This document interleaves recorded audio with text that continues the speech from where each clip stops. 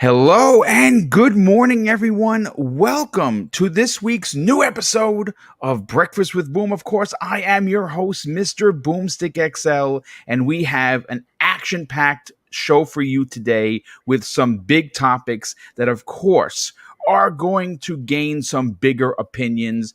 And I have an incredible panel that is going to break all of the hotness down. Let's start with our special guest. I don't think he really needs an introduction, but the king is going to get one. You know him as the king of statues, the bouncer for the guys over at the Iron Lords podcast. And of course, the guy that's been talking a lot about Xbox, and quite frankly, he's been more right than he's been wrong.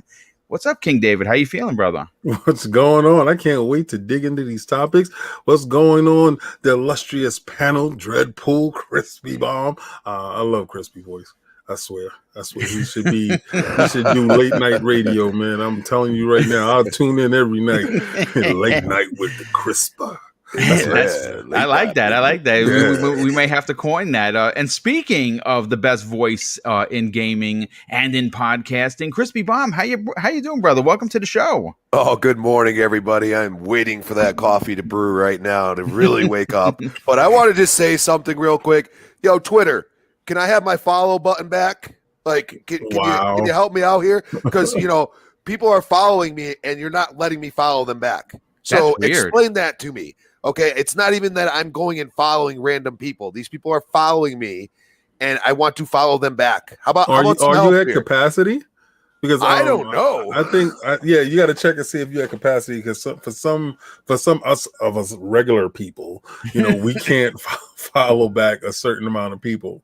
So it's just ridiculous, really weird, dude. So well, I'll look into that, but I mean that's ridiculous. I'm sorry. Yeah, no, absolutely. It's just a file in the cloud. There really shouldn't be any limitations how many people can follow. Because that's the weird thing. You can have millions of people follow you. You just can't you can't follow millions of people, and I think that's ridiculous. I mean, for real. Yeah, well, I'm the type of person you've earned my follow just by following me. That's the way I look at it. You know what I'm saying? Unless you're some a-hole, you know what I mean? Other than that, then you shouldn't be following me then. Then I just block you usually. So if they're following me, I want to follow them and fix it, Twitter. Come on. No, I agree with you. 100%. And Dreadpool, what's going on, brother? You were here first, and of course, you're going to get the one of the biggest intros of the day. You've been doing a lot with this community. You've been playing a lot of games and still working, which is very hard to do. And of course, obviously, you have your Breaking Bread with Dread, which we'll get into on the outros. How the heck are you, dude? Good morning, everyone. I am doing great. I did get my cat nap, so I'm wide awake now. But yeah, I've been playing some games, just interacting with the community. There is a new person that's pretty much found a lot of us that I've been running into in the chats, and he's actually here today too. I we're up all night last night, going back and forth trying to help him out with getting started with some streaming. Nice. You sound like you sound like you're clipping a little bit. Like every time you talk, your mic. It sounds like your mic is your wire or something. All right, let me reboot everything then. Yeah. We'll get you back in here. So you know what? As we wait for Dreadpool to come back in, as we wait for BitCloud and Mr. Badbit, who has just reached out to me, said he's running a few minutes late. Let me read the first super chat comes in from our very good friend Kay Asante. He drops an outstanding first super chat of the day for $5 and says, "Good morning, Mr. Boomstick and all. Looking forward to a good show. All hail the king, indeed." Thank you, brother. Indeed. But you know something? We have a lot to talk about with Xbox. We're going to get into the second half of the show because obviously you want a nice audience that tunes in for the Xbox news and conversation. But I want to open up with what everyone is playing. And quite frankly, there's a lot going on. For me personally, I'm over 7 hours into Second Extinction. It's one of those games for Boom that has come along. I was already anticipating this game. I was already very excited to play it. I had a chance to sit down with the games director, of course, and I got a chance to sit down with the community manager for an interview.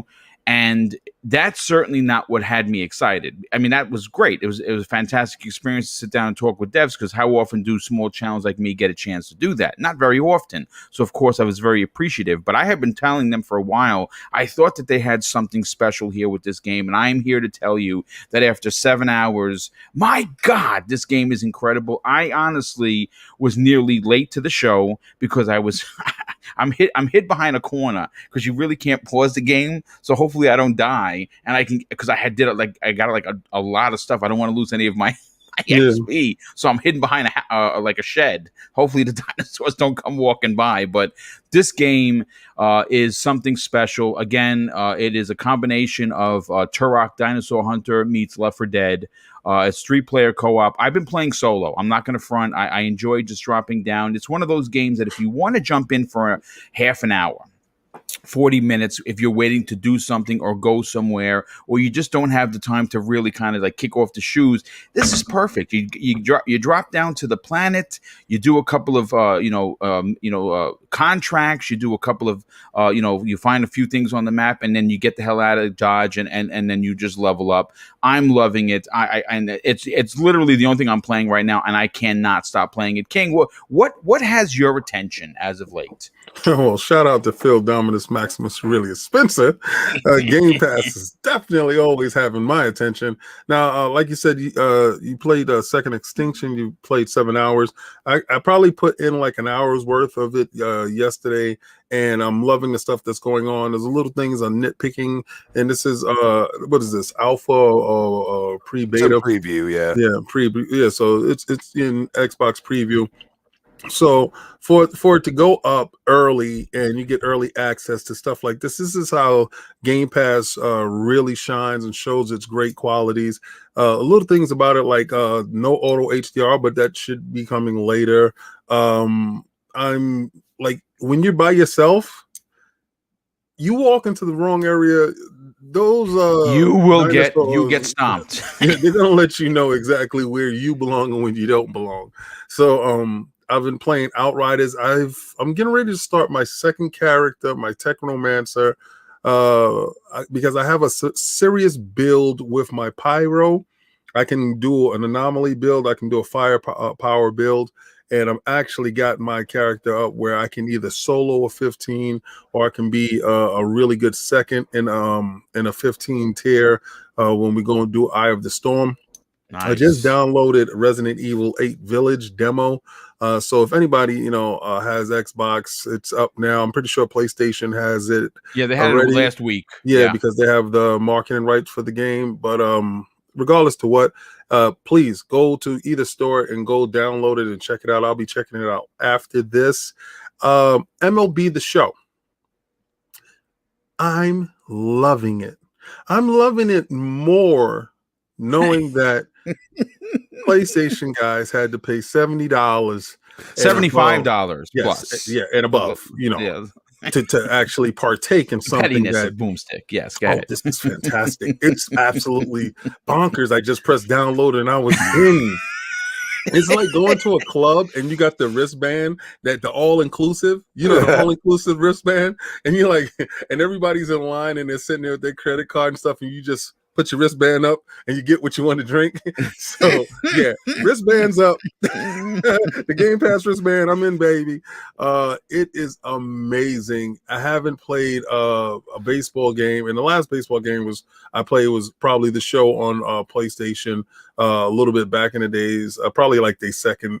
And I noticed that baseball really wasn't for me to do a long drawn out season. But now that it's in Game Pass, I'm going to partake like never before. So you PlayStation guys, stay a little salty, and I'm having a great time. It's funny. Okay, it was great. Dreadpool is back. Hey, Dread, how you feeling, brother?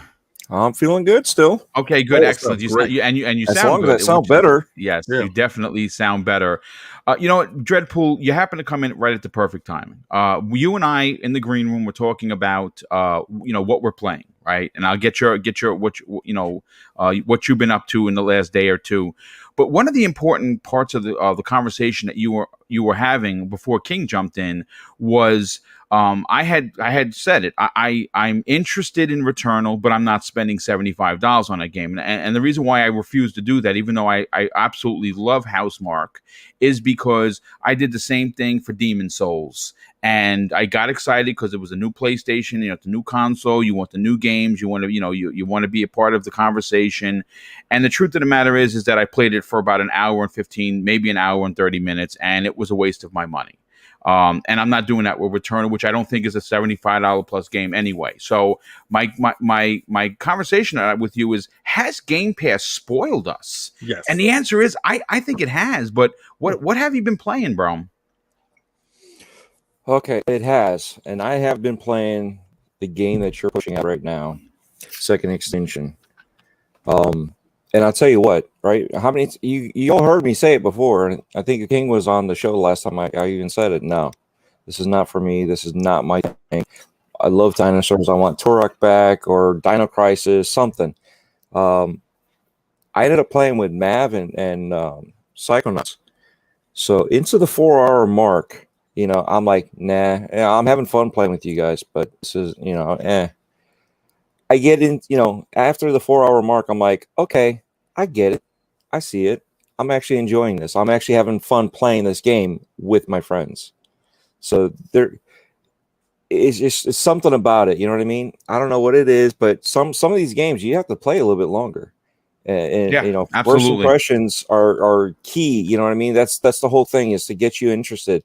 And if it wasn't for it being the Game Pass thing, I wouldn't have played it.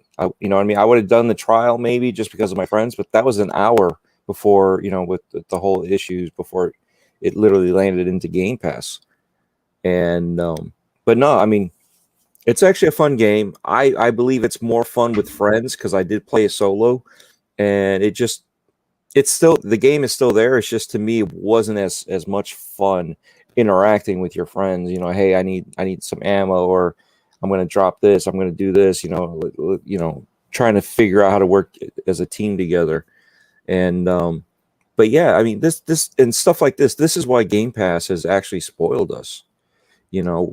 Back in the day, we didn't have that much money when we were kids. We had to rely on parents to buy us these games, or birthdays, Christmas, to wait out for the cool game that we're waiting on and we're like begging for, and as time progressed, we had 20 games, but you usually get, like 2 games a year that you pretty much could guarantee, and you had to pick it out. Now we're sampling games, Yeah. So this is prime example of it. Why I'm spoiled. This is it. If it wasn't for the fact that it was in Game Pass, I wouldn't have tried it. And that 1 hour wasn't enough to get me convinced into let's go back in this and play some more. The 1 hour would cut off, and I would have been like, nope, ain't going back in.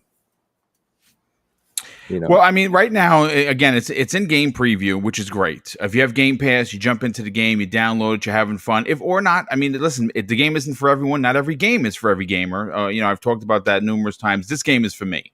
Yep. It gives me exactly, if I want a long play session with friends, I can do it. I can jump in with my brother, my homies, I'm good, and play, or I can just chill by myself. And a lot of the times, listen, again, I'm a little bit of a single player, selfish, like Sovereign from the Iron Lords. He likes the single player. Yeah. And something, it's cool, but this gives me the ability to do both. Listen, great stuff is Crispy. What has your attention? Have you had a chance to play Second Extinction? What are your thoughts are so far? Oh yeah, I have. I played with one other person, and it was definitely a challenge. Yeah. Oh yeah. And I recommend, and I'm especially because I'm like more of like a third person shooter type, player.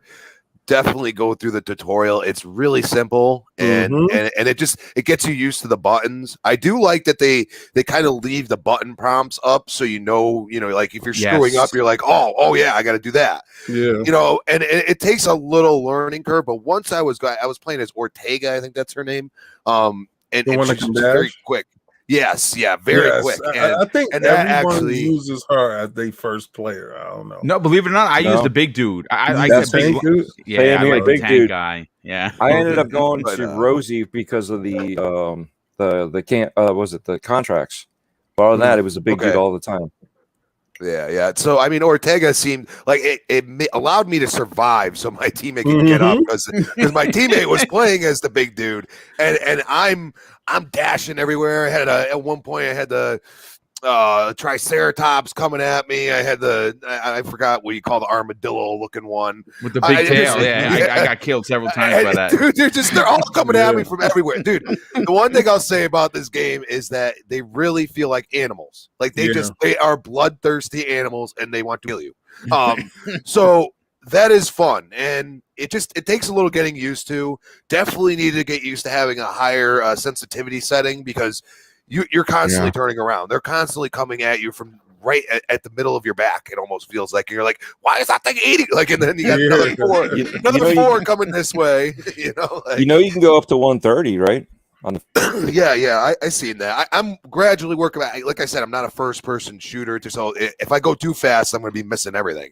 But I've been playing that. Outriders still.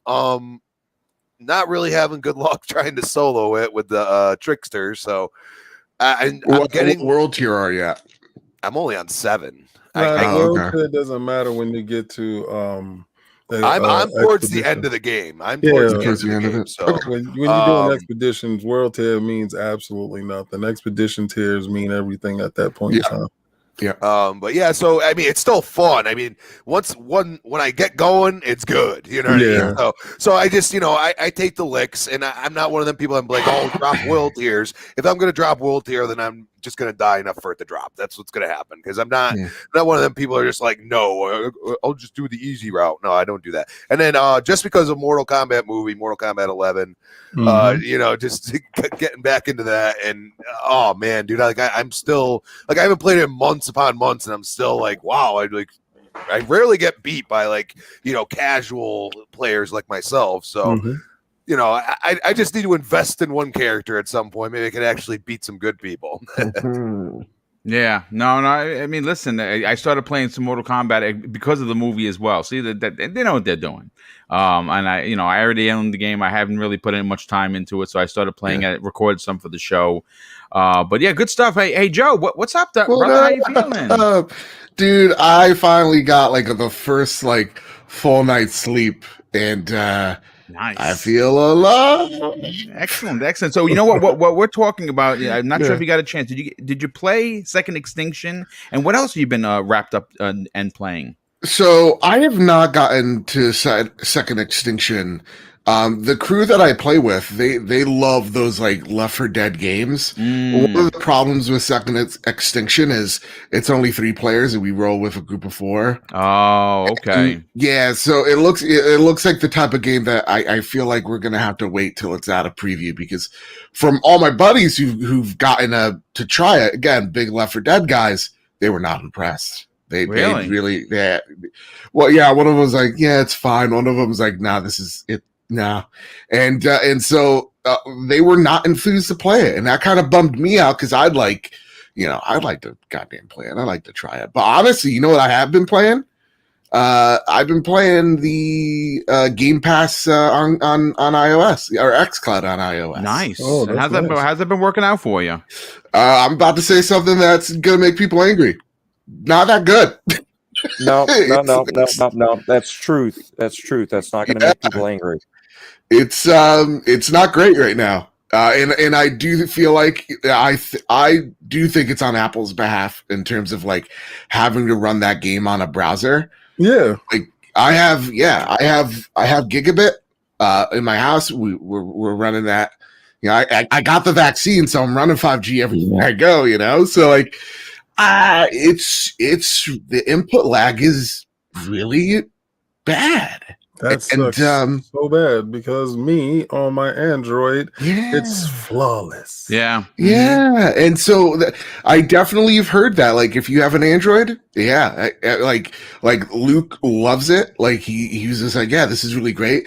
On iOS, it's chugging. Now, again, it's beta, but honestly, it's kind of, and I'm just going to say it.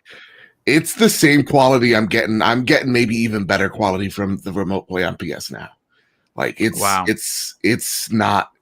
I wasn't impressed, and that sucks. And again, yeah, I don't think it's on. I think that partnership that Microsoft started with that other company, I forget the name because I just woke up. Yes, Rainway. I think that'll improve it as time goes on, because running it through a browser it wasn't great. But honestly, I'm still like I still got the was it the Backbone one last night. Mm-hmm. And it's a controller for your your iPhone. Yeah, what's that? It looks like a Switch. Yes, and it feels like it too. Mm-hmm. Now, what's it, how sturdy is it, Joe? Because someone had suggested that one, because I have the Razer one and I don't like it. Because of the back handles is flimsy. Yeah, it's just it always feels like it's going to break in my hands. The Backbone feels pretty solid. The only thing that I'm not a fan of while I'm holding it is the triggers feel a little flimsy and the buttons. But other than that, like, this is it's a really good device. And the thing that I'm actually most impressed with the Backbone one, dude, is the app. Usually when you get a piece of hardware and it comes with an app, the app is like dumb garbage. This is actually really good. The app was actually like a one-stop shop. Again, because I'm an iOS user, it'll immediately take me to my two options: Xbox Remote Play or PlayStation Remote Play. Okay. And so, like, I'm immediately right there. I can take screenshots and put it to my phone. Like, it's a capable little app. I'm really actually surprised how much it complements the hardware. So, like, honestly, for me, I didn't choose the Razer one because of the lack of the handles. And though I got big meaty claws and these handles aren't, ideal, they're at least something. And so, yeah, I'm really enjoying the Backbone more than I'm actually enjoying Remote Play itself. But that's pretty much what I've been playing. In a few hours I'll be streaming Returnal. That's what I'm going to be doing. Yeah, I mean, listen, I actually can't wait to hear your opinion on it. I mean, it's getting some good scores. Again, it's just not for me, and not at $75. Oh, dude, real talk. When I was listening to it, I was like, this is a Joe ass game, but like listening to the reviews, because Luke's like, I don't want difficulty, and you're not a roguelike guy, so I'm like, yeah, definitely not up your alleys at all. Yeah, again, from one of the things that I've read, and I've read quite a few reviews on it, isn't the graphics amazing, right? Character model beautiful, sound supposedly is very good. The difficulty is punishing. In a way that I think that even it may even rival something like Demon Souls. And if that in fact is the case, I learned my lesson. I spent $75 on that, and an hour and a half later, Sony got me. So no good. One of my buddies is like, it's not Dark Souls difficult, but it's challenging. And I'm like, okay, I like a good challenge. Well, I mean, you'll give us the heads up on that. So you know what? Let's get into one of the first topics. Obviously wanted to get everyone's what they've been up to and what they've been playing, and kind of want to talk about one of the stories that was not surprising but slightly disappointing. Obviously the Xbox Series X and S consoles are still, after nearly 6 months, incredibly hard to acquire. And now, thanks to an article that I pulled from our friends at the VGC, and of course that is short for the Video Game Chronicles, the shortages are expected to the end of June. And during the company's third quarter earnings call on Tuesday, Chief Financial Officer Amy Hood provided an outlook on Microsoft's gaming business for the fourth quarter ending at June 30th, 2021. And here's what she had to say. In gaming, we expect revenue growth to be in the mid to high single digits. Significant demand for the Xbox Series X and S will continue to be constrained by supply.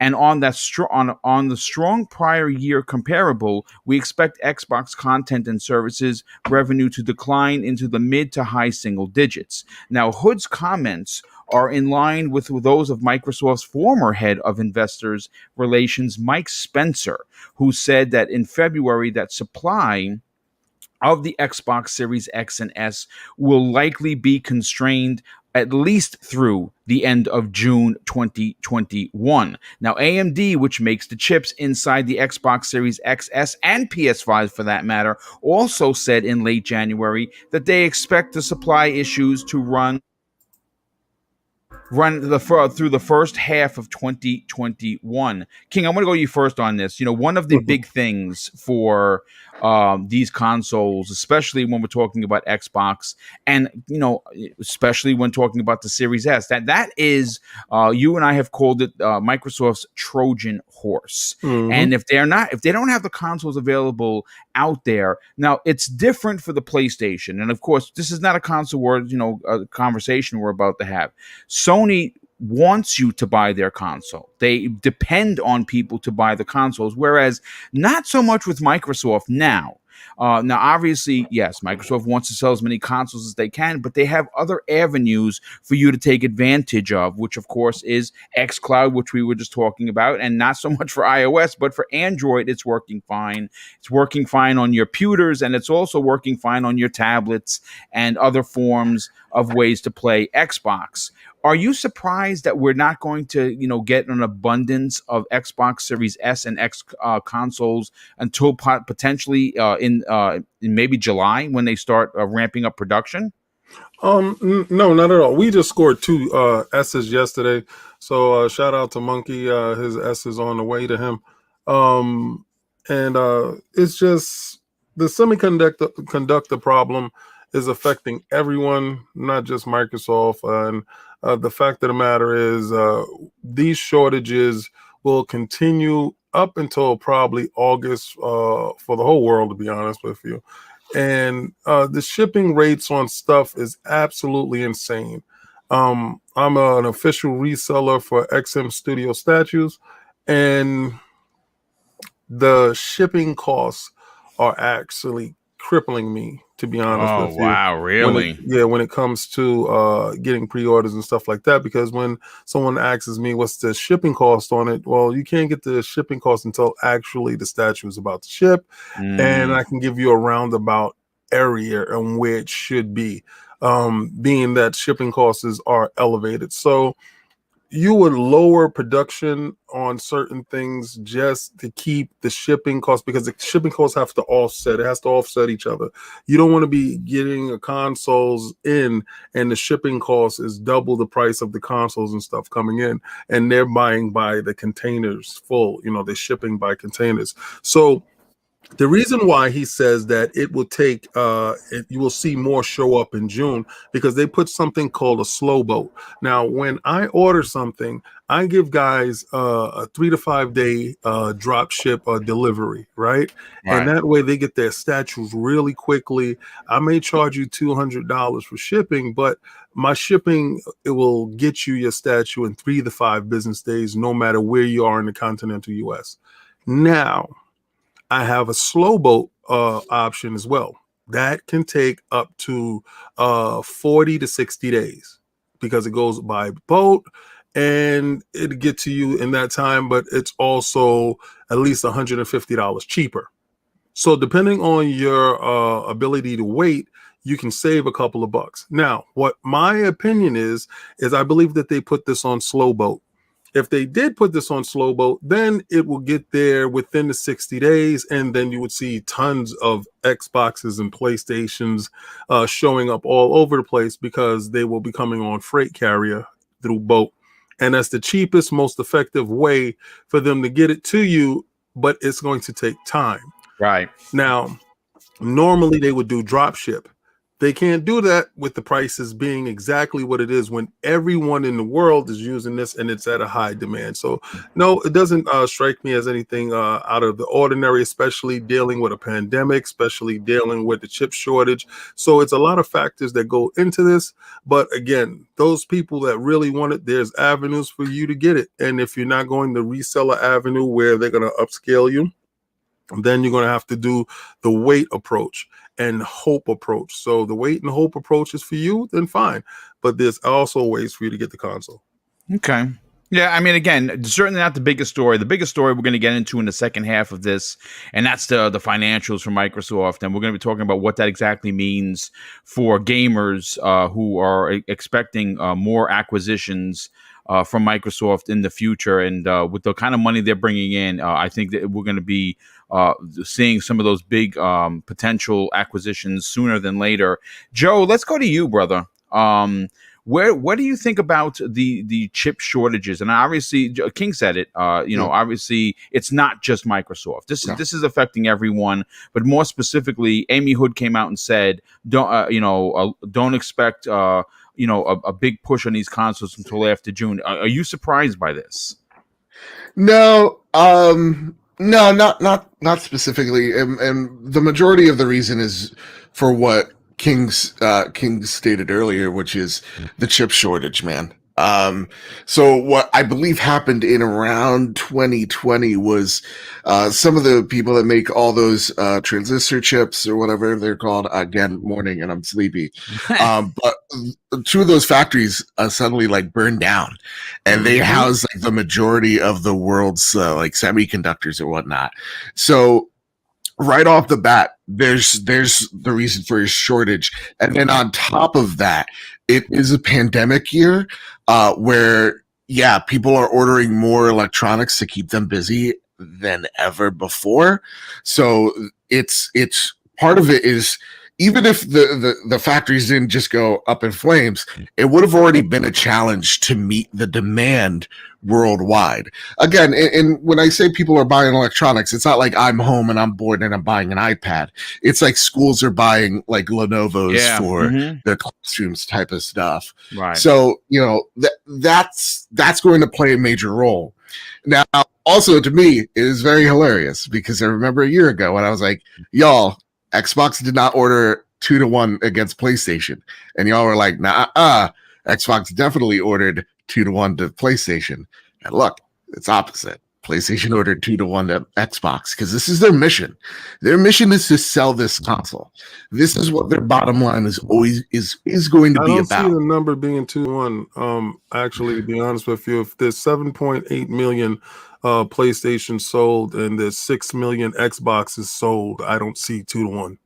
From what I've been hearing, it's close to 2-1. I don't see it's not close to 2-1. It's 6 out there, and it's 7.8. We're not going to do those wild numbers. Microsoft has shipped officially over 6 million consoles, and Sony just announced that they had 7.8. Yeah. So one of them definitely made more consoles than the other, and that's what you're saying here. And so, to me, I think it comes from supply and demand.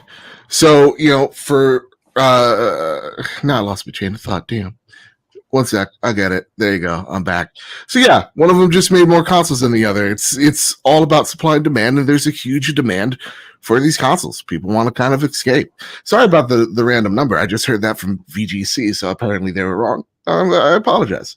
So yeah, that's pretty much it. It's supply, demand, and Xbox's big demand is Game Pass, and I think that's what they want to sell the most. So I think it's okay with them saying, "Hey, you know what? We don't have as many Xboxes out in the marketplace as we want to, but people really be seeming to dig Game Pass, and that again seems to be what their bottom line is." So yeah, I'm pretty fine with this. I don't, for me particularly, I don't really give a shit who sells. I don't really give a crap who sells more, who sells less.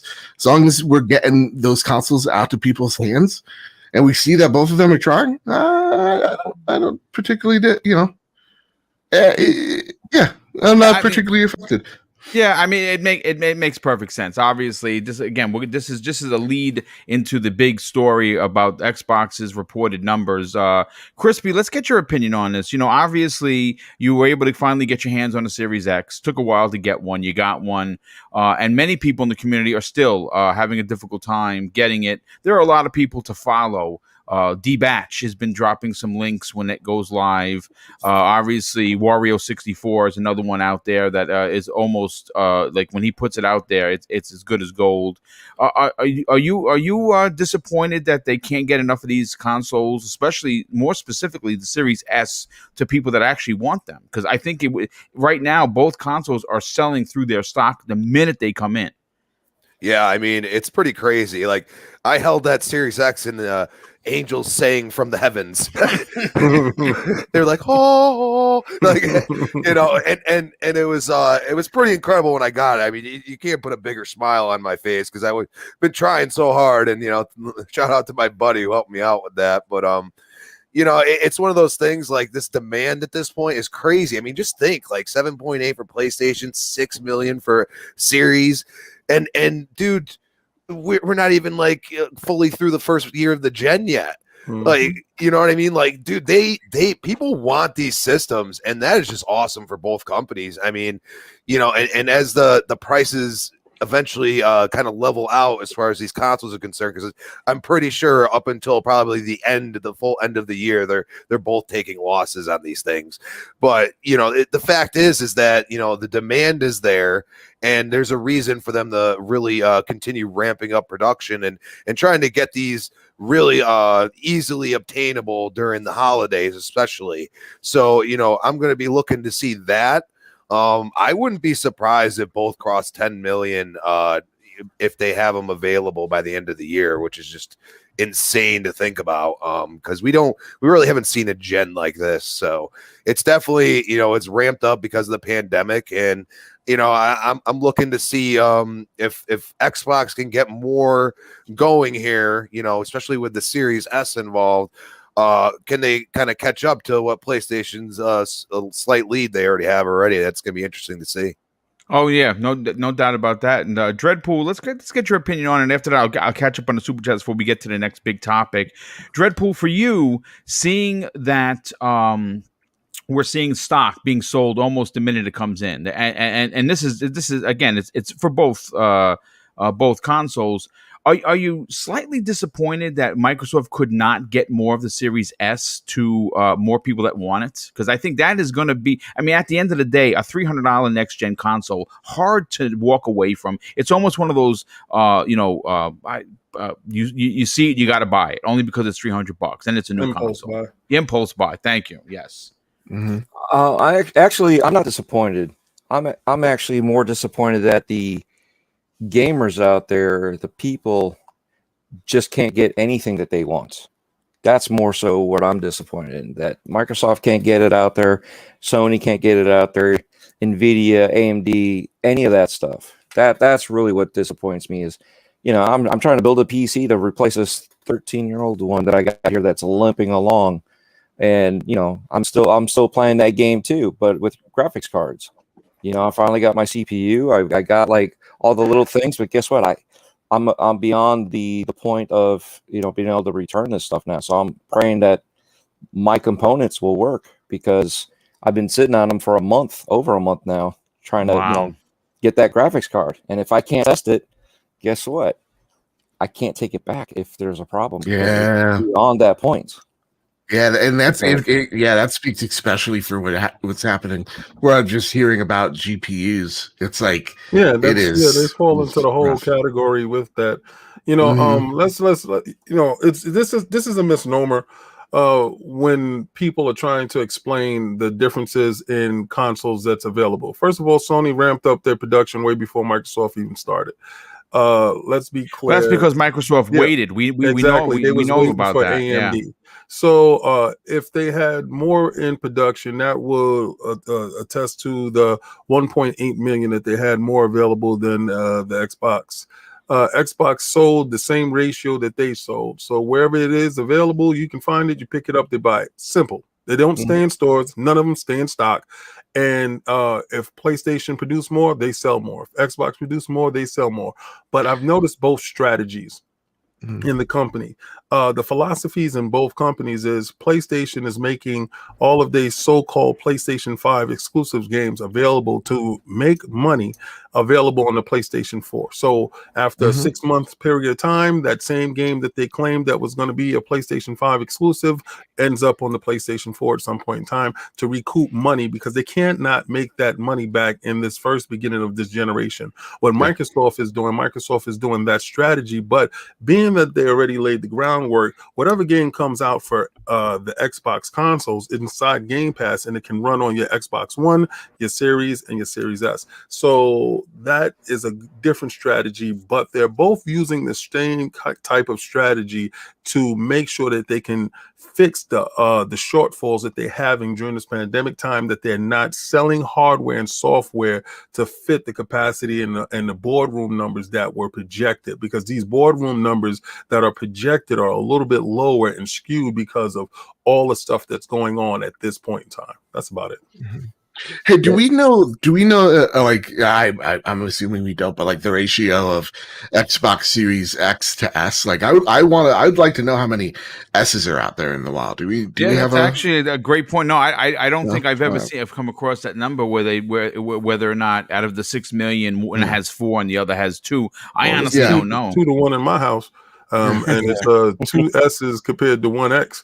Because the 1 X is in the main room, and inside my bedroom I have an S, and inside my my man cave there's an S. So it's not necessary. I mean, it saved me money because I would have had to buy 3 of them. So the fact that it was like, yo, we got this little guy over here, little man can do this, and he can go, man, you saved me money. Thank you so much. That was actually $400 and some odd that they did save me. So thank you. I appreciate it. Well, you know what? Again, this what I wanted to do is I kind of wanted to softball into the big topic, which we're going to get into next. This is obviously, I thought it was important because we got some commentary from Amy Hood. She's very rarely out there, so for her to sit down for an interview, I thought it was worth a conversation. We're going to get into the Microsoft financials that are just ridiculous. But before we get there, I have to catch up some of the super chats, and it's been, my God, so many of them. Outbreak Podcast drops a very generous $2 super chat and says, "Boom, thank you for producing high quality shows." Well, thank you for the compliment, dude. I'm glad that you are enjoying them. Lord of Roughness, good friend of the show, he drops a £5 super chat for £5. He says, "Hi, Boom and Superstar panel, loving second Extinction." Yeah, that makes me. I can't wait to be done with the show. I'm gonna be honest with you. I want to get back to this, and you're gonna see right now. I just got wrecked. I walked into an area that I had no reason to be. Was me. And you can see I'm getting jumped, I bro. knew exactly what was gonna happen to you because that happened to me. Jumped, right here happened to me. Yeah, this is it. You're gonna see. You can see how many times I die. It's okay. It's all right. So thank you, Lord Roughness, for the super chat. Thank you for the compliment, my brother. He says a bit tough solo. Last night played online co-op with my son. That's awesome, dude. We had a blast. Turok is back indeed. Scrub Nurse, a good friend of the show, he drops an outstanding $5 super chat and says, "Shout out to the panel and to the chat. If you have Game Pass, download MLB The Show." Yes, I did. And let's get those numbers up. Who did that for you? PDMAS. Shout out. Dragon Heart Yobi, good friend of the show and the community. He drops a $2 super chat and says, hashtag peace, love, life to the panel, especially Crispy and King. Well, thanks so much for being here, Yobi. Definitely appreciate that. Let's see. We have another one. Oh, we had a couple come in more. Xbox Now drops a very generous $2 super chat, and he says, adaptive triggers will be Sony's key to victory. I like it. I just don't think that's going to be the key to their victory. He's trolling me. Yeah. Right now, he's doing that on purpose. Oh, okay. Shout out to you, funny. He follows me all over, and he does this. All right, so King Swoop, Tim Swoop drops a very generous $5 super chat and says, "Hey, panel, can you buy an Xbox Series X from Canada and ship it to the United States?" I actually don't know because I bet it'd be very expensive. It would probably. I shipped a PS5 to Texas and it was like $60. I was like, yeah, you know what? You know what? Too much money. When me and Joe's Mrs. Boomstick sent out the winners, the PlayStation 5 and the Xbox Series X, I think it cost us between both of them about $170. Yep, to ship those both. And that was out of our pocket, which, it is what it is. You make a contest, you got to send the stuff. So, yeah, I don't know, dude. That's a great question. Lucius Augusta, hold on just a second as the fire truck goes by. Hold on just a second. I'll be right back. It's all right. I got the construction people behind my Unbelievable. house. You know, you have and the it's shaking software to the block this house. out, and you can still hear it. It's annoying. But Yep. anyway, Lucius Augustus drops a very generous $5 super chat and says, in caps, Phil, Dominus, Maximus, Aurelius Spencer, all stand to salute to the fortune teller himself, King David. Present your knees. I like that. Oh, Dreadpool, you said you didn't finish your points. No, but that's okay. Oh, okay. Sorry No, I about mean, that. For some reason, it's just, yeah. all right, we'll come back to you, brother. Gerald Mack drops a very generous $5 super chat and says, "Good morning, Mr. Boomstick, Lord Kingstradamus." Oh, that's great, Mr. Babbitt, and the rest of the Steam panel. It's gonna be mess with today about the count. With today about your camera, Boom. Yeah, I'm doing so much the camera work. It's tough to add that to the. I'll be on camera every now and again. When I'm guesting, I don't mind camera. When I'm running the show, it's too much of a pain in the rear. But you know, let's King. We brought you in here because you're a numbers man, right? You are someone that I look to for these numbers, and we have to talk about Microsoft's reported financials. And it appears, Kings, that Team Xbox is looking all green with record gains that may have even shocked Microsoft themselves. And industry insider Daniel Ahmad reported the financials on Twitter, and here's what he had to say. Microsoft reported gaming revenue of $3.5 billion for the quarter ending in March 31st, 2021, and it's up 50% year over year.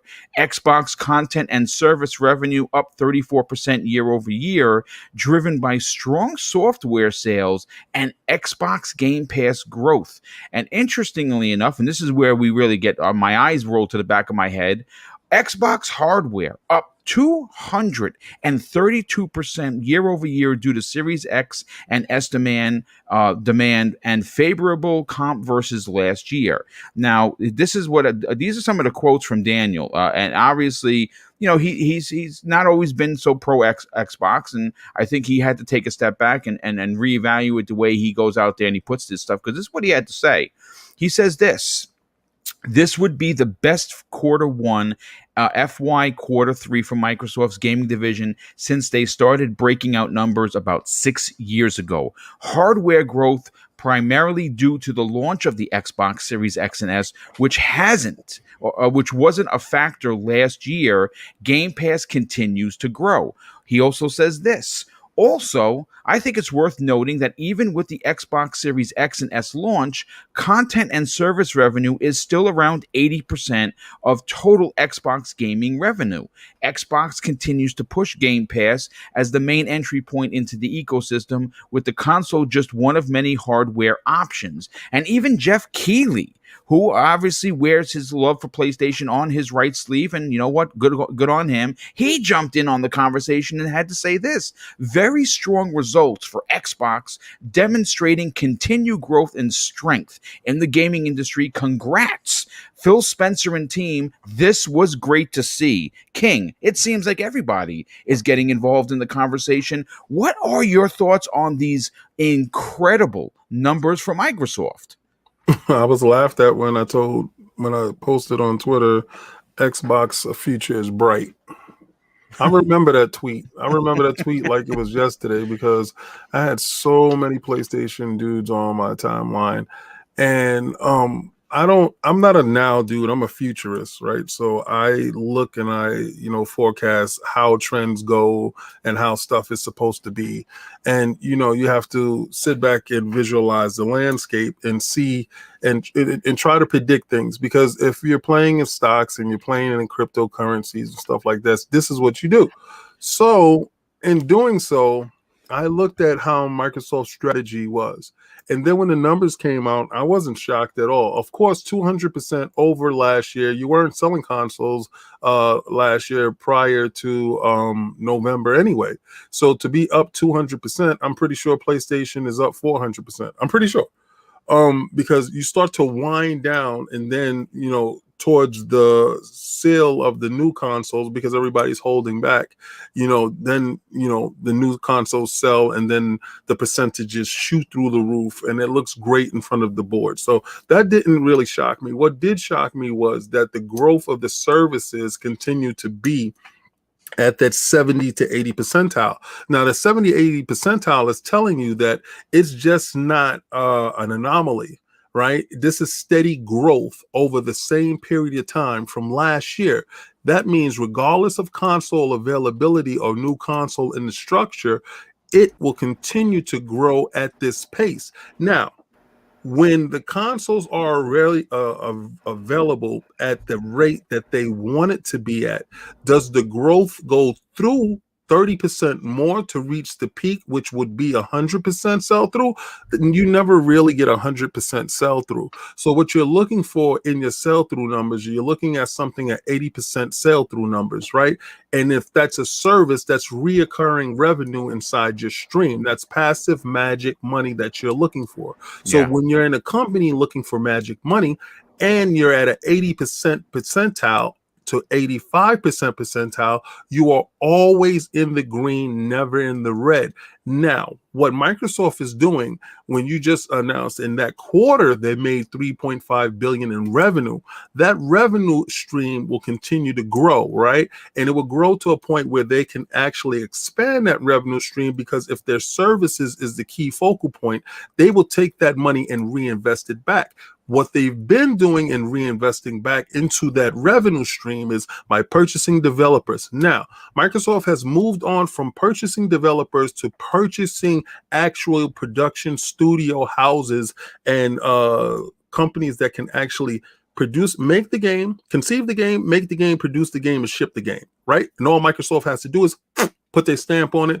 That game goes inside Game Pass. Now, how they manage to have that game consumed by consumers is the key point. Should it be consumed by consumers only in their ecosystem, or should it be consumed by consumers worldwide, and in their ecosystem it's free?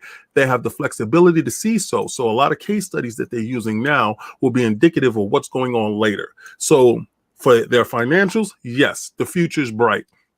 You will want to see this carry on over into September. Now, when you get to fourth quarter sales, then we can talk about what's actually happening and what's going on and what's the prognosis for the next 4 to 3 years. Well, one of the things I think is super important to bring up, and I'll go to Joe next on this, is the investment that Phil Spencer is continuing to do. Now, we understand, like I know that for some reason, and this always comes up in conversation, I'm not sure if people are trolling or they just don't understand what one company and a division actually means with one another. I keep hearing people say, well, Mr. Boomstick, it's Microsoft money, not Xbox money. And when I hear that, I want to slap somebody in the face, because it doesn't even make any sense. Like, Xbox is Microsoft, Microsoft is Xbox. And obviously, if Xbox does well, Microsoft does well. And what happens is Microsoft invests in potentially a new publisher like a Square Enix, because the company is doing so well from all facets. So it's shocking to me when people actually, stake this into the ground. Joe, I want to get your opinion on this. With the numbers that we just read, they're impressive beyond belief. And listen, take nothing away from what Sony's been doing, because they've been making money. Everyone's making money, but for Microsoft specifically, they've been more aggressive in investing in, because obviously there's an investment in bringing the game to Game Pass. That isn't for free. Everyone thinks, oh, no one's getting money on that. Yeah, they're dropping a freaking, sometimes backing up the Brinks truck to some of these places to get games into Game Pass, because they want people to pick their service. What are your thoughts on this? Do you see Microsoft, very happy with the numbers and investing further in what makes? You said a dinosaur, he flew in the air. That was awesome. That was dope. Absolutely. I didn't know that you could do that. I'm looking at the gameplay. There's an actual achievement I'm close to getting. You kill, I think, 25 dinosaurs with drops. So I've been luring them to me and then dropping it on their heads. I didn't see that during the game. It's great. Awesome.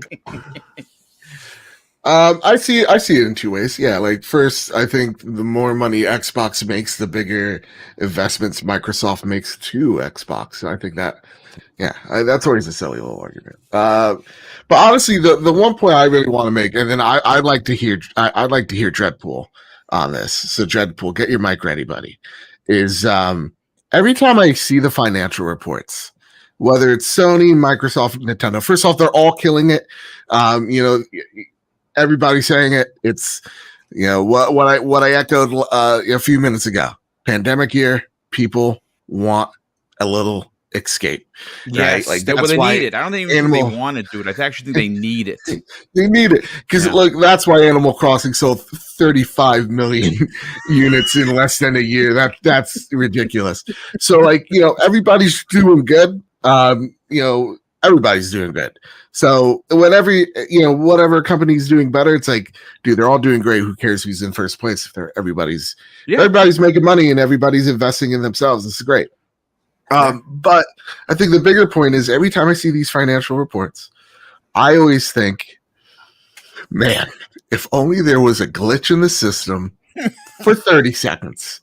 My student loans would not even be a problem anymore. If all of a sudden someone got an account number wrong or they changed the letter of a routing address, like that would be just great. And that's really all I gotta say on it, man. I really want to hear Dredd because I feel bad. We missed them. Go for it, Dredd. Go for That's it. all right. Well, Dredd, obviously you have seen, and this is one of the great things of having you on the show, because not only do you bring your personal experience into the conversation with, you work for a company, so you see the buying and selling that goes on, and for you, hearing Microsoft making this money, do you see them recirculating this money into big investments, potentially in a new publisher, someone like a Square Enix, to add more oomph to their already oomph?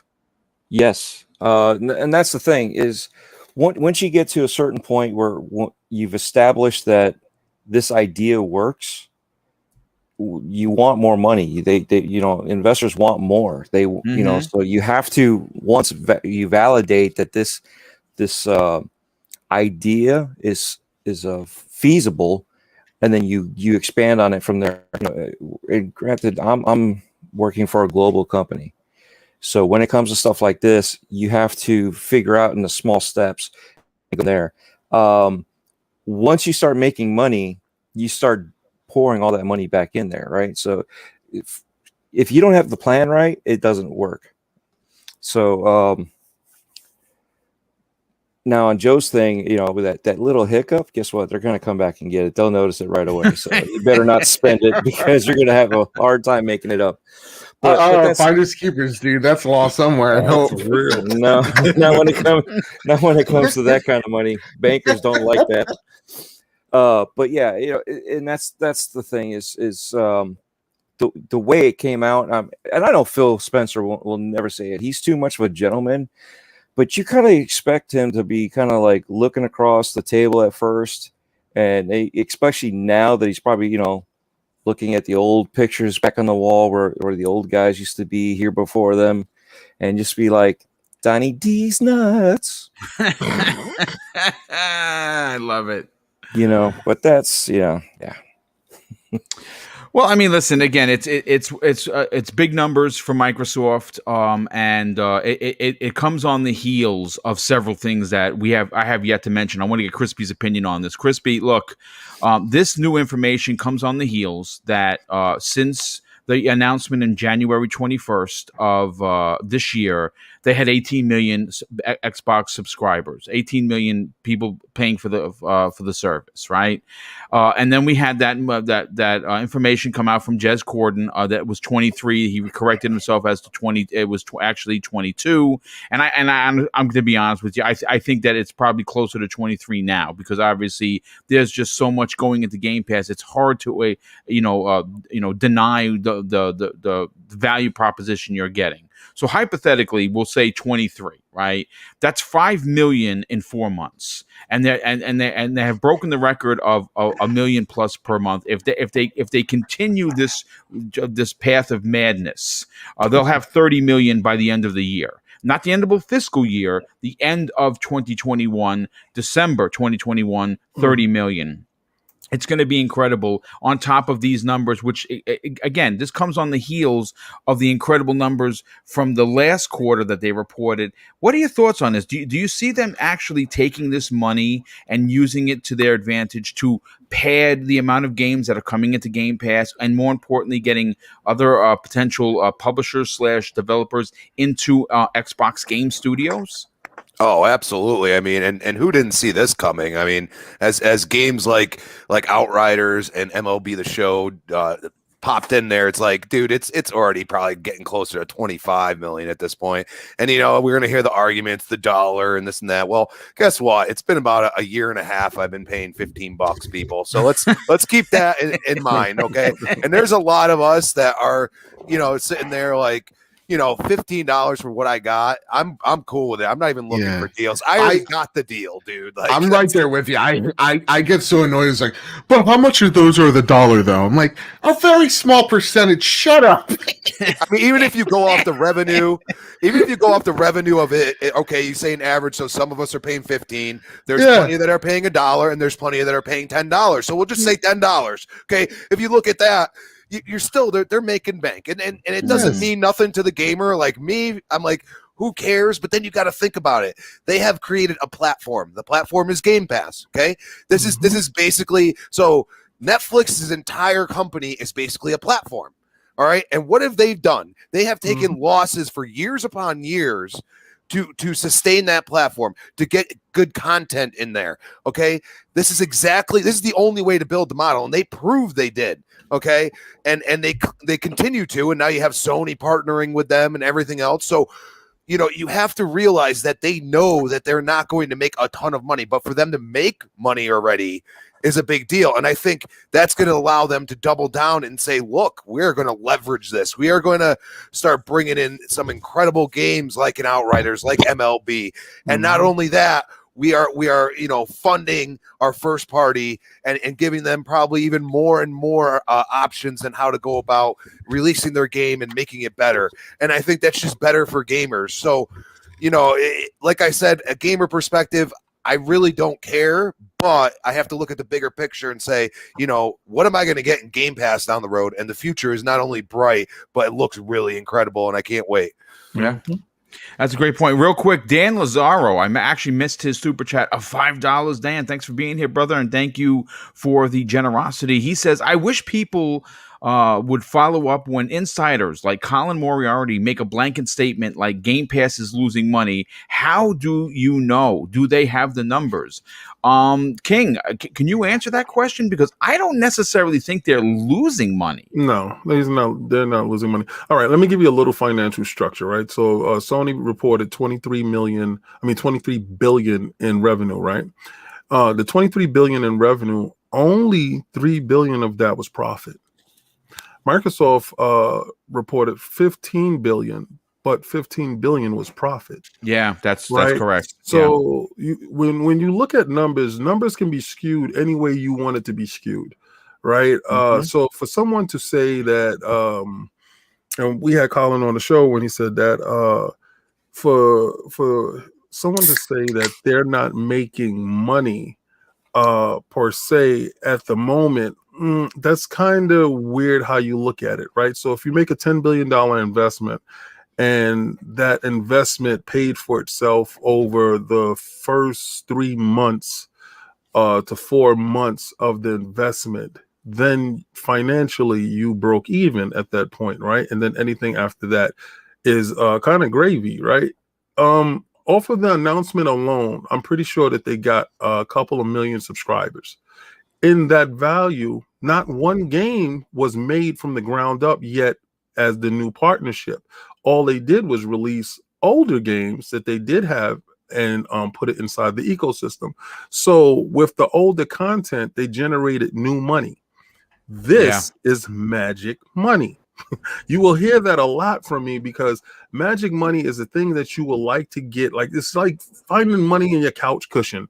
It's like doing laundry and you forgot that you had $100 inside your pocket and you go, oh snap, I had this in my pocket, or going to put on your jacket for the first time for the winter, and you forgot that you had an envelope with money inside. So this is magic money time, right? Yeah. So Microsoft didn't expect this type of turnaround. You can forecast, and I'm pretty sure that they were looking at 60% forecast, but to do 70 to 80%, that's 10% to 20% more than your forecast. And that means you're ahead of schedule. So again, that's extra money in a situation where you thought you were either going to take a loss or you were going to break even. And actually making money when you are in those conditions is actually a plus. And that's a strong point. Strong points, and you know something. It's you can't argue with it. You again, you can have an opinion, but it's hard to argue numbers. And Microsoft has a tremendous amount of numbers, which again, I think they're going to really look. Here's the thing: we have heard numerous times that Microsoft, more specifically Phil Spencer and the team at Redmond, are going to be extremely aggressive with getting games into Game Pass. And you know something? Even I think what's a great example of why it doesn't matter that it comes out on both consoles is MLB The Show. What I'm interested to see about that is how many on the PlayStation side went out and bought it, and how many people on the PlayStation's and the Xbox side actually downloaded it and are playing it for the Game Pass subscription of $15 a month. Because I think that this, if it goes the way I think it's going to go, I'm expecting MLB The Show to sell, and I'm going a little high here, 3 million. Let's just say they sell 3 million copies. I honestly believe that on the Xbox side of things, they could double that. They could have 6 million players. Boom.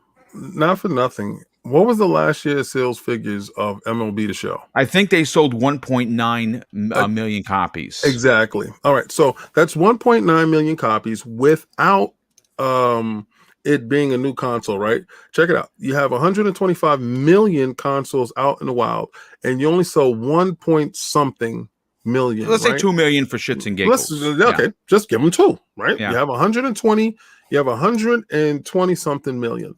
Now you have the new console out there. So out of that new console that's out in the wild, you say, I don't know how many scalpers got, let's just say 7.2 is out there, right? 7.2 out of the 7.2 of new PlayStation owners.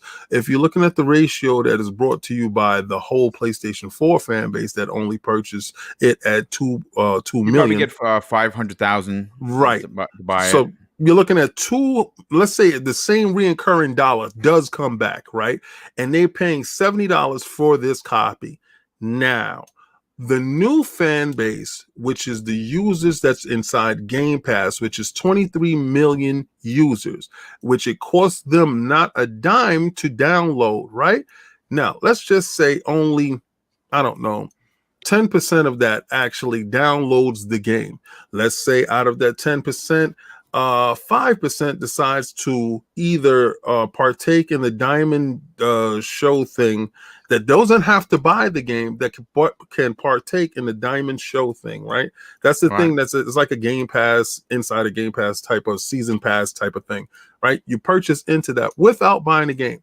Now, let's just say those numbers there is, you probably say something around a tone of like 4 to 5 million, right? Let's just say out of that 4 to 5 million, only 1 million decides to buy the game from Game Pass, right? So now you have all these users, which is probably 10 million that looked at it. You have 5 million that probably partook in it in some form of DLC. And you have 1 million that decided to purchase it. That is more millions and more eyes looking at your product than the actual home base. And that's an undeniable thing. And with that, in my opinion, I believe that cookie is going to be too tempting not to eat on Sony's plate, because Sony is making a hell of a lot of bank from Microsoft having it on Game Pass. Don't think it's not, it is. Well, you know what? I almost missed this story, and I had to bring it up because we're talking Microsoft numbers, and I think this is going to be a good conversation for the chat. But before I get into this bonus topic, because we're going to get to Mortal Kombat makers making a Marvel game in a second, but I definitely want to talk about this. Let me just catch up on some of the super chats. There's been, again, quite a few of them. and I don't want to miss any. The first one comes in from N64 Josh. Hey Josh, what's up, dude? He was on the Xbox Factor podcast yesterday. Got to hang out with him. Definitely go and check out his YouTube channel. Definitely got to get him back on the show. He drops a $2 super chat and says, the adaptive triggers have changed gaming. I agree. I hope that Microsoft copies it. I'm not even going to front. I really love the DualSense. I love everything about it. And if you don't feel the same way, I hear you. But I would please say, before you make your determination on how impressive these triggers are, please play Astrobot. I mean, the game was so good, I platinumed it, and it wasn't easy to do. Like, you had to really, do some things in that game to platinum it. I absolutely loved it, and I think the adaptive triggers are something special. GG Moto drops a very generous a $1 super sticker with the it says money mouth face sticker. Well, thanks so much for being here, GG. Definitely appreciate the generosity. DeAndre Banks, generous friend of the show, he drops an outstanding $2 super chat and says, I said Microsoft start using their resources, and bang. Yeah, indeed. Lord Roughness drops an additional $5 super chat and says, easily hitting 30 million on Game Pass with the triple knockout punch of Forza Horizon, Starfield, and Halo Infinite. Dude, I think when you get, and I'm telling you, I think that's the play, man. And and look, here's the thing. If those 3 AAA bangers come out September, October, November, and you sprinkle in the Ascent and Tunic and Scorn and Stalker 2, and I can just keep going on and on of all the games that we've been talking Steam, about. By the way, what's that? Tunic's demo is on Steam, by the way. Yes, check it out because it's freaking awesome, dude. It is everything a Zelda fan could possibly want. It is just here. You see, folks. I walked into a green area, and here comes the Triceratops. He's going to wreck me once again.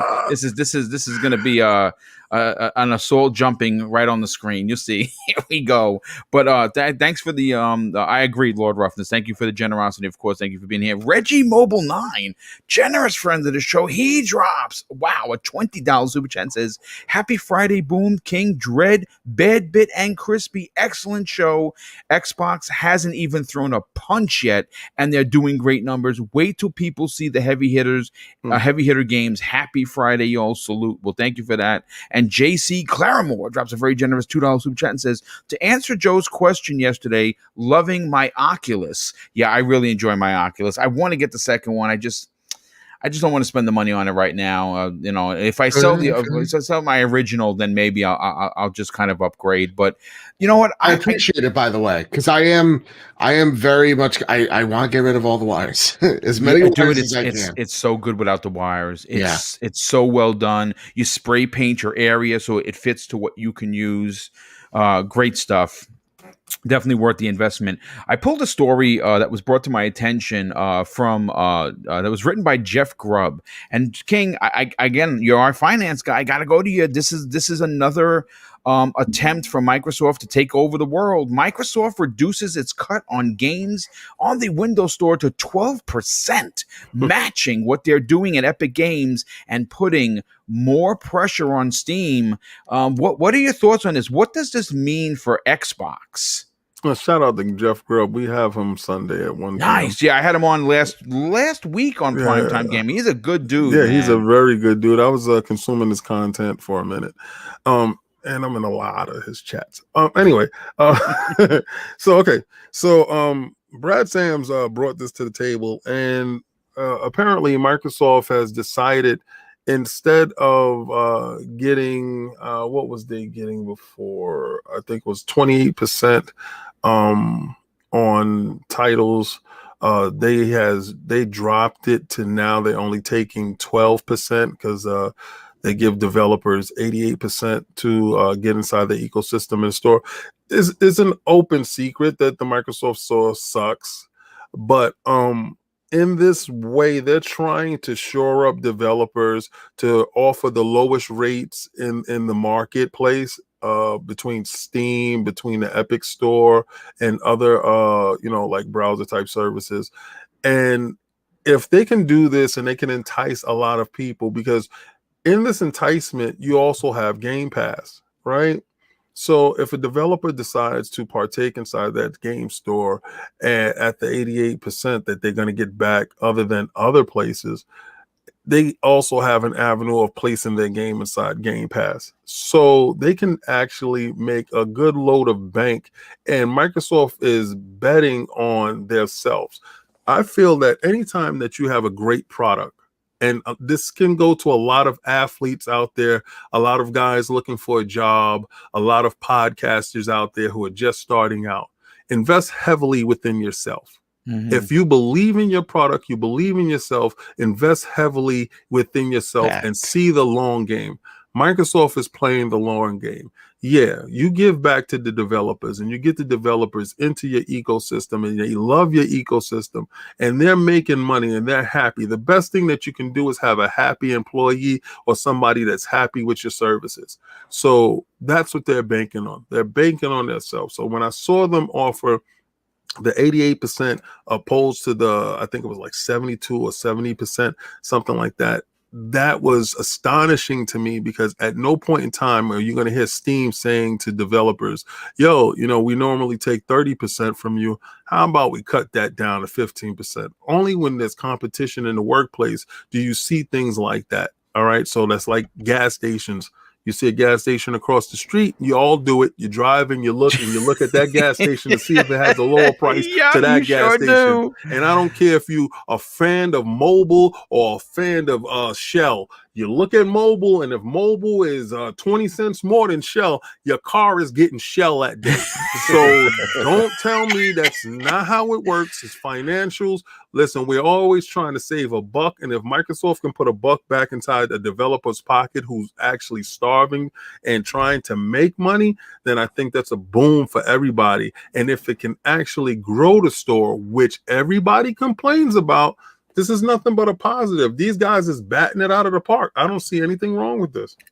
Yeah, that's a great point, Joe. I want to get your opinion on this, but I'm just going to read a little bit from the article from Jeff. He says Microsoft took the time this morning to reiterate the commitment to gaming on Windows, and in a blog post from, of course, Matt Booty, it said that what they're looking to do is drop it down to 12%, which we confirmed on the Windows Store, and offering more monies for their publishers to get now 88%. Now, this matches Epic's cut for the store, but this is pretty interesting. Right now, Valve takes 30%, and they only reduce it to 20% when games meet a certain sales threshold. What are your thoughts on this? Is this another big win for Microsoft in their PR department on how they're looking to get people to invest in their ecosystem?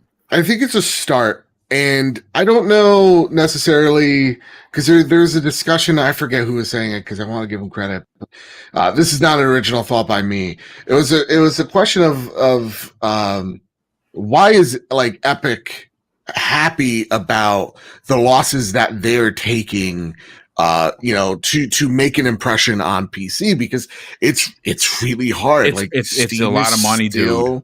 Yeah. I think they lost almost $300 million trying to get third.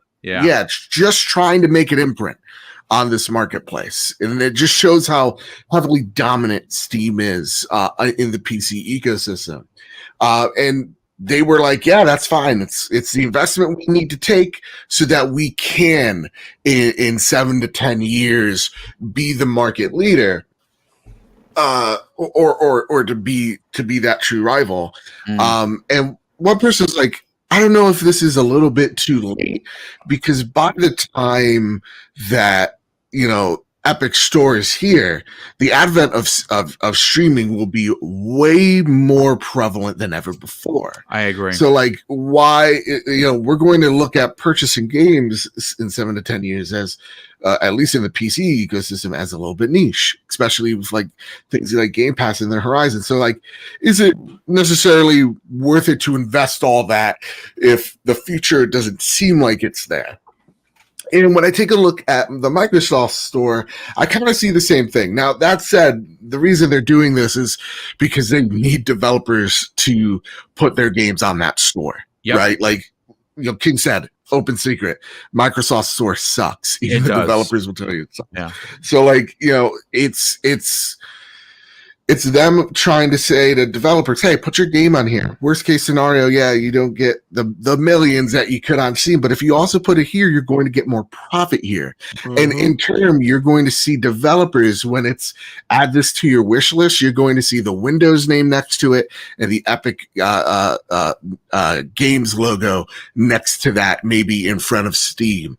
So, there's a little bit of marketing in terms of why you want to kind of make yourself more attractive, not just to the developers, but then developers to kind of advertise you back. So to me, this is a good step because you get more money. Is this something, though, to me, I think they should have done a while ago? Yes. So I don't know if it's like even me saying it feels a little bit too a little too late. It's still happening, and that's really good. So honestly, this is awesome because I don't use Steam anymore. I use Epic because of the revenue that devs get. And I feel like Steam is a very bloated app at this point. So to me, this wins me over because I'm not a big PC gamer. So I'll play, I don't care how many little desktop windows I have up, whatever's the better deal for me on PC, I take it. So that said, I know PC gamers that like, I'm not putting Epic anywhere on my computer. I'm not putting like I'm a Steam boy, and it's weird to me, but it is what it is. This is a cool move overall. At the very least, they're like that until their game of choice shows up, and it can only be played there. We're finicky. That is true. And so, like, I think this is a great move, and it shows that Microsoft is again putting developers first, and that's what you want to see. Yeah, absolutely. Crispy, let's get your opinion on this, but I want to read you a quote from Matt Booty. And obviously, we know what position he holds within Xbox. He says this: we know that we still have a lot of work to do, but based on the response from both PC gamers and the PC game developers community, we think we are headed in the right direction for the community with the investment that we're making. We have never been in a better position as an organization to deliver for PC gamers and developers. What are your thoughts on his comments on this? Oh, it makes total sense. And, it's not like they're not going to be spending money by doing this. And, it's just going along the lines of what they've been doing, being pro developer. And, this is a way to attract developers that may not have thought of your platform as, sustainable or even wanting to even bother trying to do it. At this point, any investment they make is just a good sign for gaming in general. And, the PC space is really dominated by Steam, and there's very few ways to really get into that space without, taking some kind of loss. Look at Epic. So we're just at the point where they're finally deciding to compete in some way. I'm sure they still have a lot of work to do on how it actually works and everything, because that's all I hear the complaints about. But, it's a step in the right direction for them to continue to, push towards, making a PC marketplace sustainable for Microsoft. And, I'm sure you're going to get some games that you may not be able to get on Steam at some point as well. That's a fantastic point. And Dreadpool, let's get your final opinion on this. Again, not a big story. I thought it was worthy of a conversation, though. Here's another quote from the article that Jeff wrote.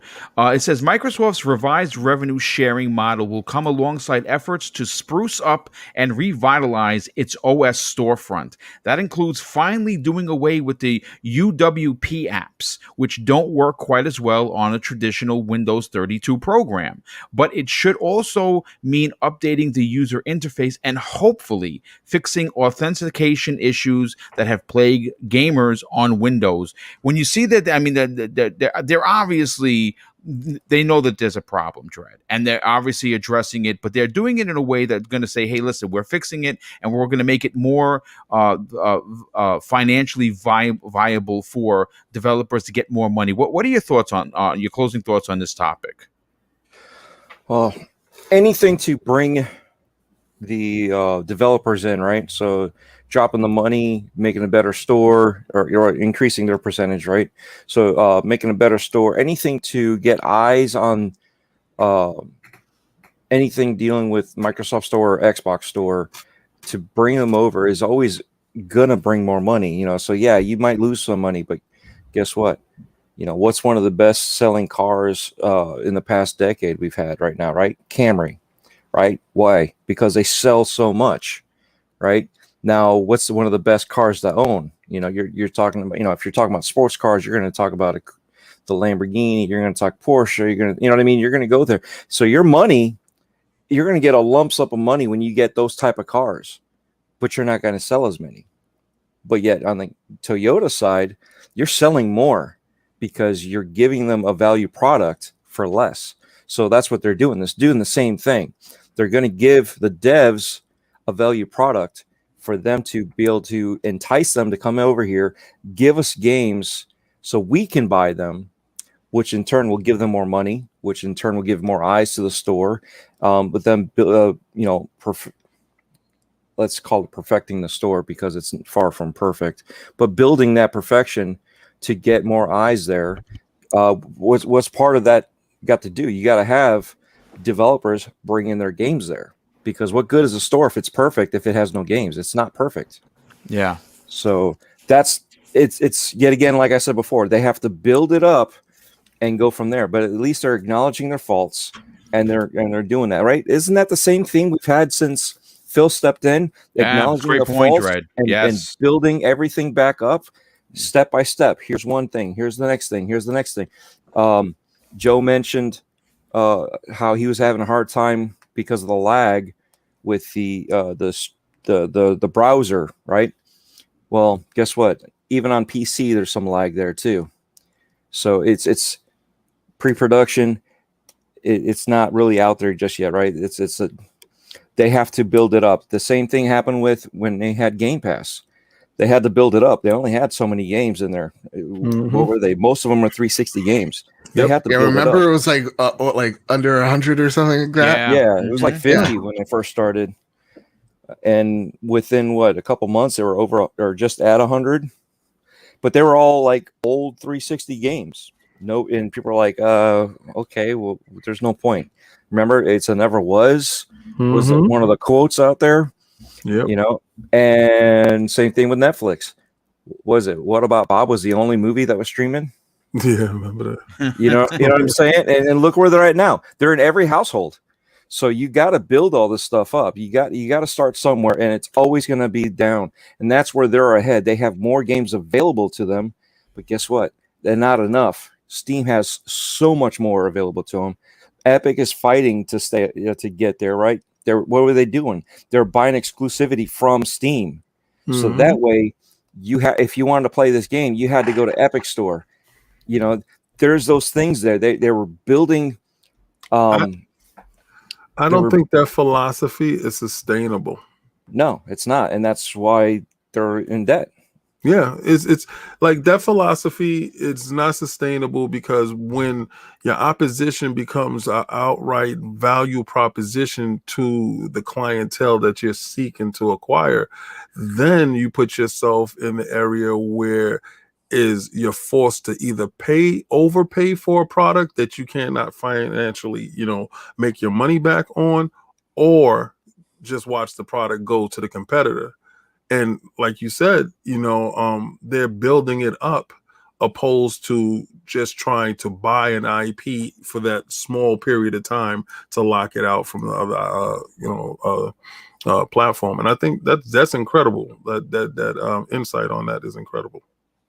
I agree. I mean, listen, it's going to be. I like the moves they're making. If you look at the company as an overall, if you step back and you see everything, all the moves that they're making, when you look at them in a single lens, they may not make sense. But when you look at it from a bigger picture, like King was saying, it makes a tremendous amount of sense. And I think we're going to see the investment pay off in a way that again we've heard. King and I have heard from our sources that we have. I know I don't have a lot of big ones, but the Bethesda level acquisition is coming. Now, when what that is going to be, I don't know. It's not a Capcom. I can assure you of that. Capcom is making too much money. I know, and I'll spill the beans right now.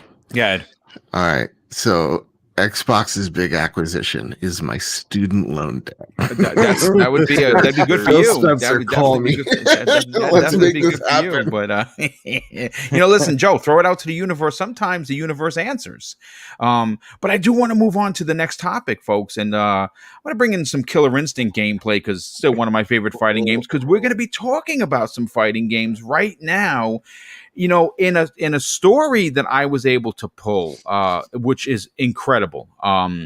We have new information that Mortal Kombat and Injustice Studio is reportedly working on a new Marvel fighting game, and it's going to be a new entry into the genre. NetherRealm Studios, the developer behind Mortal Kombat and Injustice, is reportedly working on a new Marvel fighting game, which will be the first proper Marvel game since 2017's Marvel vs. Capcom Infinite. Now, in 2021, many are expecting NRS to reveal and release Injustice 3. And this may still happen, but it sounds like Injustice may continue just to stay on ice a little bit longer in favor of making a Marvel fighting game, because simply the Marvel fighting, the MCU is hot right now. I mean, after, the record numbers that came in from WandaVision and, of course, Falcon and the Winter Soldier, and now Captain America and the Winter Soldier, we're getting a film. But this is. I mean, I would choose to pick Marvel now. I'm not. If you're a DC guy or gal, listen, I hear you. But DC doesn't even hold a candle to what I feel about Marvel. That's where my heart lies. So I want this game. But we get this information from Daniel Richtman. Now, if you're not someone that follows someone like the Den of Nerds, like if you're not a fan of them, maybe you don't know who Daniel Richtman is. He's an insider for the film industry, kind of like we are with Clobriel with the video game industry, and Daniel very rarely gets it wrong. And even though his report is light on details, Richtman claims the game is already in pre-production, full production, I should say, for the next-gen consoles, which says that it's only going to be released apparently on the Xbox Series X, S, PS5, and of course you'd assume the PC version, though it sounds like the PS4 and Xbox One users are going to have to upgrade to play the game. Now, what this means for the new Injustice game remains to be seen. It largely depends on how far along they were in development with that third title third entry into that franchise.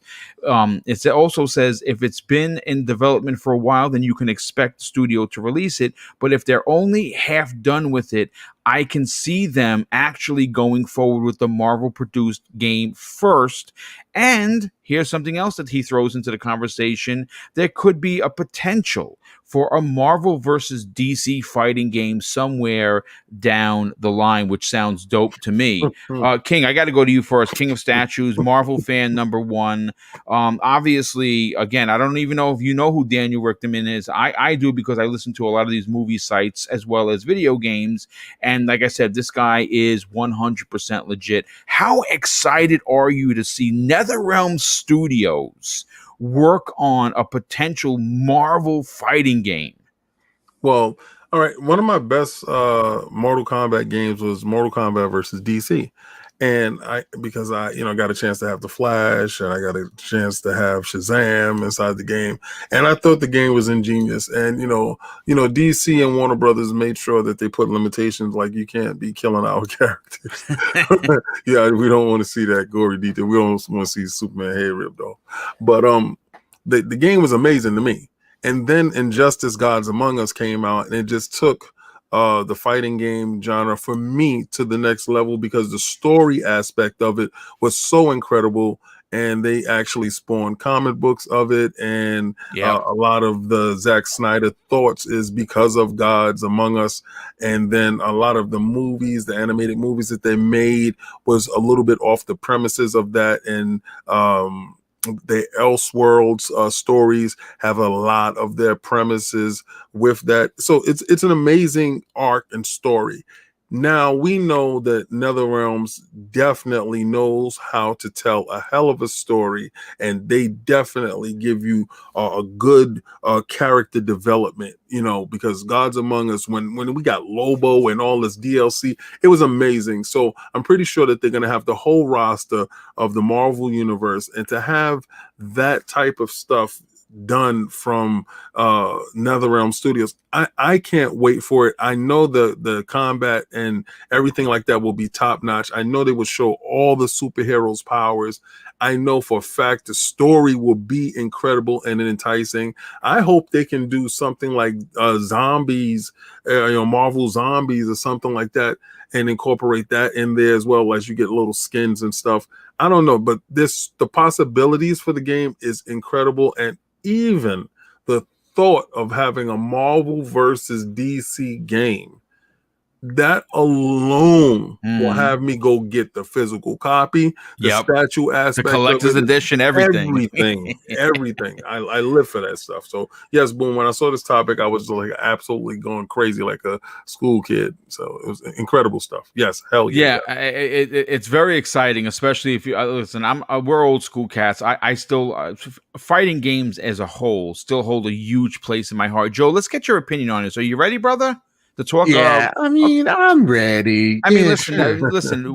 We can't say that Ed Boon and the team over at NetherRealm Studios has produced anything that's less than quality content. And obviously, we saw what they did with Injustice. I mean, obviously, Injustice 2, the DLC characters were it was madness. You had the Teenage Mutant Ninja Turtles. You had Hellboy. Dude, yes, I totally forgot about the Teenage Mutant Ninja Turtles. There's so much. Awesome. So obviously, with them doing a Marvel fighting game, I could only imagine what the DLC characters. But are you excited to see what they can do with Marvel?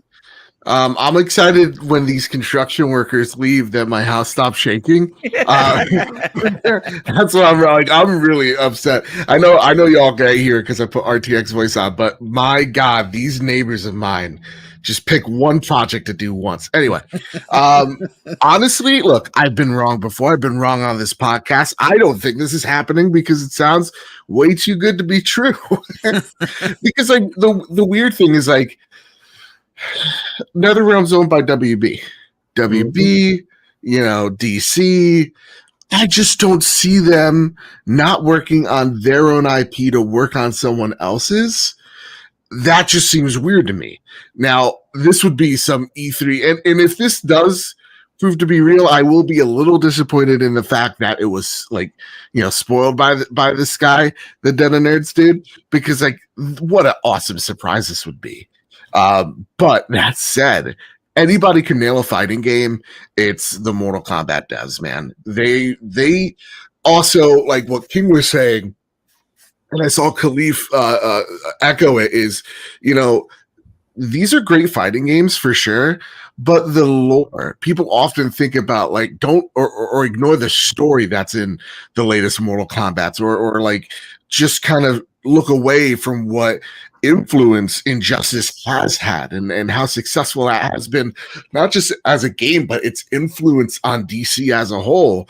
They do terrific work. So to me, if we're seeing a Marvel fighting game by NetherRealms, it would be honestly, I think one of the biggest partnerships between Marvel and WB we've seen in a minute.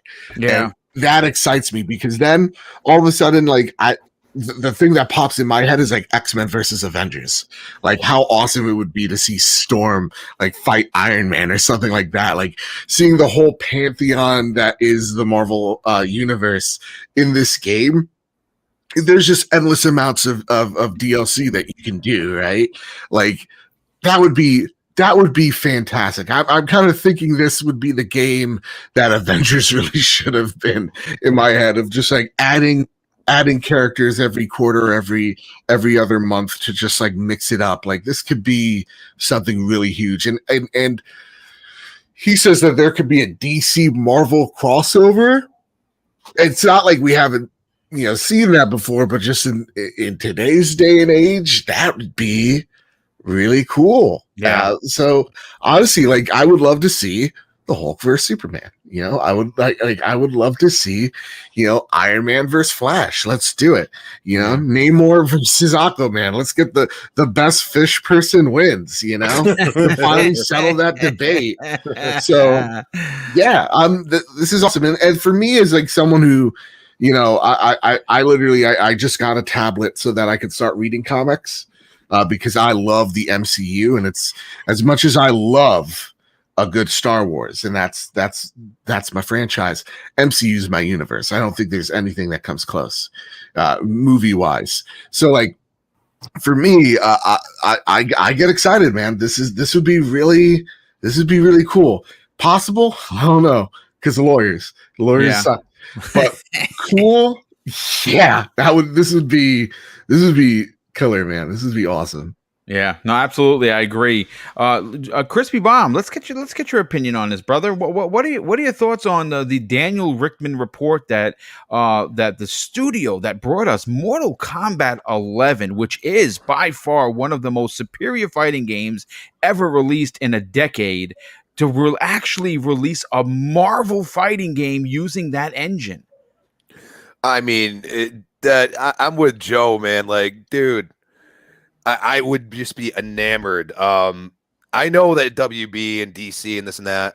The one thing I'll say is that Disney has really, you know, licensed out some games that have really flopped and not been good.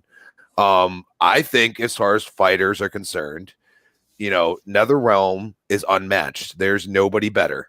I think it's like tenfold nobody better.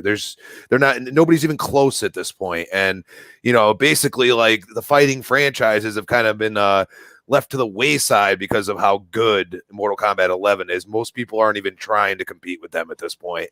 And that's attributed. I mean, you think about this, the original MK came out in 1992. Okay, and Ed Boon has worked on like literally almost every Mortal Kombat there ever has been. So that's 30 years, people. This guy knows what he's doing, and you know he's a fan of you know genres and fighting and everything else. I think he would drop everything to use Marvel, and you have to think about this also. You know, Disney now owns the rights to the X-Men universe as well, and that's something that would be big. And the one thing I'll say is that now that Disney has kind of loosened up a bit and said, you know, like the new Deadpool will be rated R, I just wonder if they will allow them to have some gore in this game. Because, you know, you think of X-Men, you think of Wolverine, you think of X2, and you think of, you know, when they're in the mansion and he just goes like an animal, and it was just incredible. Dude, and that's sort of, you know what I mean? Like that's a lasting memory in my movie lifetime. Like, dude, you know, he was just incredible. And even Logan, when it came out, was you know, pretty harsh for a you know, a Marvel type IP. So I think there's the grit there that, you know, if Disney allows them to do it, it could really be something special. If it's true, it'd just be incredible for a fighting game, and there's nobody better that could work on it. Yeah, no, I absolutely agree. Dreadpool, let's get your final opinion on this, and we'll do the super chats, and we'll give everyone's outros as we close out today's ridiculously awesome show. Listen, if we can prove anything for NetherRealm Studios, we know how they can handle and produce quality content. Mortal Kombat aside, Injustice 2 what is still considered a masterpiece in because of the story, because of how the characters interacted, because of how they were able to use the environments to throw people through walls, through the multiple buildings. It's just to see that come to Marvel, for me anyway, I'm all in. What are your thoughts on this? I'm gonna do a mic drop and see how this ends up. So yes, it's we've already said it. You know, Mortal Kombat's the best fighter out there now. Everybody else is kind of weaned off. We see how Street Fighter kind of sort of flopped. You know, it just didn't live up to the hype and kind of went there. And to have, you know, Injustice do as well as it is and have the influence, you know, DC doing something with it, and now you have Marvel wanting to have some sort of stake in there, that would be great. You think about it, Disney is trying to expand everything, right? So now Star Wars isn't locked down to EA, so they're trying to get their IPs out there. So this would be a great last chance to get Mortal Kombat in a Marvel fighting game, whether or not is a crossover, just strictly Marvel, anything like that. And here's why. I still think WB is still on the table. So if Boone comes over to Xbox, we're going to be watching this with Mortal Kombat. Yeah, well, I mean, again, I talked about this on Tuesday's show. I have multiple quotes from him and Phil Spencer. As a matter of fact, Ed Boon had said that he would love to do an Killer Instinct versus Mortal Kombat, and that it would have to be a console exclusive. And actually, Phil Spencer immediately replied with, "I love this idea." Now, that was back in 2015, and obviously back then, I don't think WB was for sale. But with everything that's going on now, I still think there's a possibility of getting a KI versus a Mortal Kombat, but I honestly cannot wait to see what they do with a Marvel game. I think it's big. Yeah. So this will be the last chance to get Marvel with NetherRealms. It's possible. So, and that's what I'm thinking. It's going to be the last chance to actually get something going before Xbox takes it, and then they might not have a chance to do anything. I mean, again, I think only time would tell. I think Marvel is open to. I mean, if you remember, I think it was last year during Comic-Con, there was an open invitation to publishers and developers by their head of marketing for electronic gaming, and he clearly said, "We want you to play in our world, go crazy." So. Who knows what other deals they have going on? But this is interesting. Like I said, I trust Richtman and his and the leaks that he usually puts out there. They are like legit. So I'm very excited for this. But let me catch up with some of the super chats, and then we will get everyone on out of here to start your weekend. Jigga J in the chat drops a very generous $5 super chat. Says, "Good morning, Boom. Really love your shows. What up, King?" And thanks, brother. Definitely appreciate that you enjoy the show, and thank you for the generosity. Annan drops a very generous $10 super chat. Says, "You guys are entertaining. Thank you for your service, Boom." Well, thank you, brother. I just want to yell, Asobo, Asobo, Asobo. If there's any of the Microsoft execs listening, please offer them a place on your Xbox team, or Sony will if they're smart. I think they have a 10-year contract with them for a Flight Simulator, which releases this summer. Hold on a sec. Where did this? Let me just pull this up. Hold on. We have Kim Cruz. Thank you for being here, and of course, thank you for the $5 super chat that said, "Wouldn't be surprised if JR," and of course, he's talking about Jim Ryan, "decides to put older PlayStation exclusives in Xbox Game Pass after seeing the financials. The numbers don't lie. A dollar pipeline." Listen. I don't know if that's ever going to happen. I've talked about it. But I listen, King, you said this the last time, that old games make new money. And I understand that you would never see a God of War 2 release day and date on an Xbox. But what if Jim Ryan said, I mean, I know what the people would say. I know that the community would literally poop their pants over this. But I mean, but why? Like, if God of War already ran its course on the PlayStation platform, right? Right. And God of War launches on the PC and it runs its course on the PC and the numbers dwindle down to nothing. And there's another market that you can just throw it on that they never touched the game, never seen the game. I'm telling you, the magic number is 30 million, and from 30 million is upwards and skywards.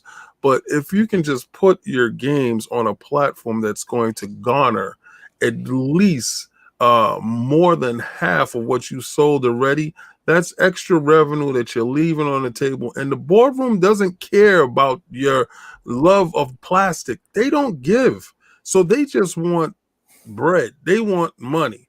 And wherever that money is coming from, you guys, a lot of these guys are stuck in this weird world that you already played the game. Why won't you let that go and let everybody else play it? It's these new gamers are selfish. It's weird, but it's selfish, and I'm telling you, come this November, September. Come this September, you're going to have something that's going to rock the gaming nation, and you guys are going to step back and be like, the world has flipped upside down. You know, Yeah. speaking of which, Monday there's supposed to be a big Microsoft information drop. Something big is Mm-hmm. happening on Monday. I don't know what it is. I know it's being reported that something big is happening Monday. I think it has to do with Xbox Game Pass and their May announcement. Apparently, it's supposed to be really big. So if there is something that's huge, you can expect that not only will we talk about it on Primetime Gaming, which Miles Dompierre is going to be joining us on Primetime Gaming this Monday. Miles, first time he's going to be on my program, and we've been talking back and forth, looking forward to hearing what he has to say, and hopefully he'll bring a secret or three with him. But let me continue with the last couple of super chats that just came in. We had Gary Duddle, generous friend of the show. He drops an outstanding $5 super chat, and he says this: any chance Fall Guys hits Game Pass the day of E3? No doubt about it. That is going to drop right into Game Pass because they want millions of players. Again, I know that when it was originally reported that the developer said no, it's not going into Game Pass, they're full of it. I'm gonna tell you that right now, because if they gave this game away on PlayStation Plus and it made millions for them. So I can see the same thing happening for it on the Xbox version. I just had a story popped up that the Switch and Xbox versions have been delayed. So I don't know if there's how long they've been delayed. They may come in fall now instead of the summer, but I can almost guarantee you that when this game launches, I think it's definitely Game Pass, because they live and die not on the sale of the game, on the microtransactions that come along with a game of that's a service like this. And Game Pass that's what you use that service for. Not just that, but they need as many players on the platform as possible. Yeah, no, absolutely. That's a great point, Joe. Chaos Might drops a very generous $5 super chat and says, shout out to the podcast. Hit that like button. Well, thank you, Chaos Might, and thank you for the generosity. And Z Black Rider, wow, he drops an outstanding, very generous $20 super chat and says, hey, Boom, King too pretty for the morning show. Z Black Rider, thank you for the generosity, and of course, thank you for being here. But let's get to the outros and get everyone out of here. King, you got a lot going on, brother, and you have a big guest that you revealed for us today, Jeff Grubb, joining you guys on Sunday's ILP. Talk about that. Talk about lordsofgaming.net that's exploding on the scene, and also what you got going on with King of Statues. Well, we have King of Statues is dropping tomorrow. You get a chance to preview that a little bit tonight. You can catch me on Dolph Castle X, 9 p.m., and that's a DCX open mic, where we talk statues, the latest and greatest statues coming out. You get a chance to see a lot of live unboxings on air. And if you're not familiar with all these statues that you see around me, we're going to detail and tell you the difference between, plastic vinyl collectibles that you get inside your toy boxes and video game boxes and actual statues. So we go into that. Saturday, you can catch me on BRAP at 11 a.m. And at 3 p.m., you can catch me on Game On Daily. Oh, nice, dude. Sunday, wow. Double duty. Sunday you can catch me at ILP at 1 p.m., where Boom stated we will have Jeff Grubb, the industry insider. So he will give you a lot of gems. We have and the best hair in the business, by the way. Yes. Let's just call it. We're going to figure out exactly what he's using. Gonna hold his feet to the fire. He's gonna tell me. He's gonna give me his secret. But also go to lordsofgaming.net, where we have a minute with the Lords, so you get a chance to see a lot of our great writers there, and we have one-on-ones with them, and we give you great information on the gaming news, what's going on in the industry. So yeah, it's a lot going on. It was a lot of process, but hopefully just press the rewind button and get that information. Well, yeah, thanks so much for that, brother. Suicide's King in the chat drops a $5 super chat and says, I'm here for King David. TCL sent me. David, come out of your man cave and get this smoke. Boom, keep doing what you're doing. We appreciate it, brother. Thank you so much for that, bro. What's up, brother? God bless that comment. That's That was great. I love crazy. it. Not the TCL people sending out assassins. I don't know what's going on with this. This is crazy. Mr. Badbit, brother, why don't you tell us about the trophy room? What you got going on with your best friend Kyle? And should we expect some big surprises coming up for your channel? I'm just thinking. I'm sorry. I'm just thinking of like a TCL representative. He's disheveled outside King's window from Batman. Here, let's finish this. He has bottles on his finger. Oh my god, that's hilarious. Oh That's my funny. Goodness. That's So the funniest listen- one of the day. Oh my God. Listen, gang. Listen, I defeated Tim Apple not once, You not sure twice, did. not thrice, but 4 times. The Trophy Room podcast is officially back on Apple Podcasts. It's up on Spotify. It's up wherever you find your podcast services. It's a podcast where me and my best friend Kyle talk about the latest, the greatest in all things PlayStation. This week, we had Steve from Squad State on. We had a really awesome conversation about Returnal, PlayStation investments, PlayStation at the Dice Awards, all that stuff. So go check out that podcast. It's fantastic. And you can find the video version over on YouTube. And let me tell you something, this month of May is going to be by far the biggest month we're ever going to have. So make sure you're following not just me over on Twitter at Mr. Badbit, but at PS Trophy Room, because on Monday we have a absolute gigantic couple of announcements. So Nice. yeah, Good stuff, very brother. excited. The future, like King said, is bright. So Yeah. I'm excited. Everything's fixed, and Oh, now yeah. cool stuff's happening. Well, thank you so much for being here as always. Dreadpool, why don't you tell us about Breaking Bread with Dread? What else you got going on with that? Any new guests that you want to announce? And more importantly, what other shows are you on? And where can people reach out to you on social media? Oh, thank you. First of all, thank you everyone that showed up in the chat today and everybody that's going to be watching this on replay. Yeah, Breaking Bread with Dread is on anchor.fm/Dreadpool. You can find it on Spotify, Apple, Google, even Audible now, right? So, unfortunately, I've been really busy. So, and right now I'm still trying to coordinate time with new guests, or at least some of the same guests from before, like Clowns and Tempest Sun, because they are the main guys that got me started with this. So they will always be part of it in some fashion. Gaming Beyond the Box every Wednesday nights, Breakfast with Boom here Friday mornings, and then doing the interviews with the 4G TV or 4GQ TV guys. And you can find me on Twitter, Dreadpool, the O's are zeros, TikTok, the O's are zeros, Nice. YouTube, all letters, all caps, and my gamer tag, all letters, all caps. Yeah, all of his information is in the show notes. So you Yeah. got to do is click the links, and you can subscribe and follow him on Twitter, like everybody on the panel that's here today. But yeah, dude, I can't wait to see what you're doing with your next future your future guests, because that's a very unusual program that's different. I think that's why I think that it stands out. Thank you. No problem, dude. Absolutely. And last but not least, the best voice in the business. You are also very busy as well. Not only are you on Breakfast with Boom each and every week, tell everyone where they can catch the best, raspiest voice in gaming. Who, if you're listening and you're a producer or developer, get this guy to do a voiceover, because my God, I think he's got the voice for it. Crispy Bomb, tell everyone where they can reach out to you on social media, where you can't follow back. I know. Yeah, that's pretty crazy. Shout out to the chat. Shout out to you guys. The Prophet of King. It should be a new show. That's King Prophet. That's right.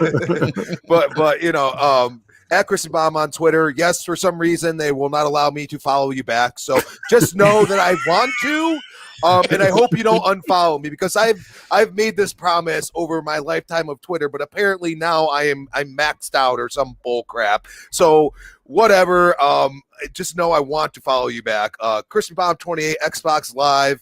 We got Retro Renegades Tuesday night 7 p.m. We got next podcast 8 p.m. Thursdays, and of course you can find me back here 10 a.m. Breakfast of Boom, and you'll probably find me somewhere else throughout the week because I'm always up for joining whatever podcast calls the crispy truth in there. No, definitely appreciate you being here, brother. And of course, check him out wherever you can find him for sure.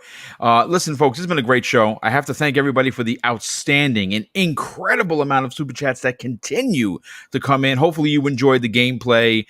Turns out I didn't even realize I was going to be playing as a raptor after showing you some second Extinction stuff, because I actually really do like this character. But here we go, folks. Again, thank you for supporting Double Barrel Gaming. We had almost 500 people here in the chat. And of course, I got to thank Lethal Papa. He doesn't get enough thanks. And he is someone that keeps this chat one of the best in the business. He's here each and every day, and I do 4 shows. And he obviously, he doesn't just support me. He supports Dealer and plenty of others.